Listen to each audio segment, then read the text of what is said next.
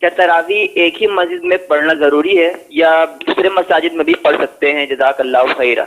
وإياكم. جیسے بعض لوگوں کو اس حوالے سے بڑی پریشانی ہوتی ہے، جیسے 6 دن تو پڑھ رہے ہیں اپنے گھر میں، گھر کے قریب مسجد میں، لیکن اب کہیں دعوت آئی ہے تو وہاں جاتے وہ پریشان ہوتے ہیں کہ وہاں جا کے جو تراویح ہم پڑھیں گے تو یوں ہمارا ختم قرآن سننا نہیں ہوگا، تو کیا کریں اس کے لیے؟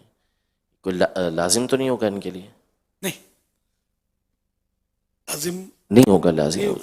پڑھنا سنت موقدہ ہے، جی اور وہ بھی سنت موقدہ علی الکفایہ ہے نا. جی ایک محلے میں ایک جگہ تراویح میں قرآن کریم ختم ہو گیا تو اب یہ کہ دوسری جگہ نہیں بھی ہوا تو اب یہ کسی مطلب مواخذہ نے پوچھ اس نے برا نہیں کیا، وہ سنت موقدہ کا ترک یہ ہوتا ہے کہ برا کیا، اساءت، اور کسی نے بھی کہیں بھی نہیں ہوا تو پھر یہ سب اس کی طرف سے سنت موقدہ چھوٹی.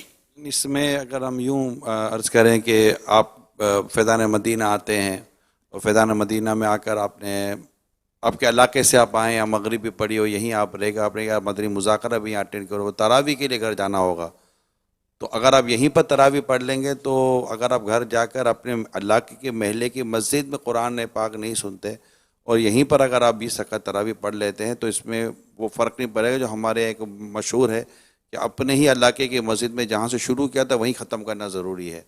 تو ایسا نہیں ہے، ہم کہیں بھی جہاں پر کوئی شرعی رکاوٹ نہیں ہے وہاں ہم اپنی تراویح کی 20 رکعتیں جماعت کے ساتھ پڑھ سکتے ہیں، اس میں کوئی پکڑ یا کوئی حرج واقع نہیں ہوتا. ایسا ہی آپ فرمانا چاہ رہے ہیں؟ جی ایسا ہی ہے.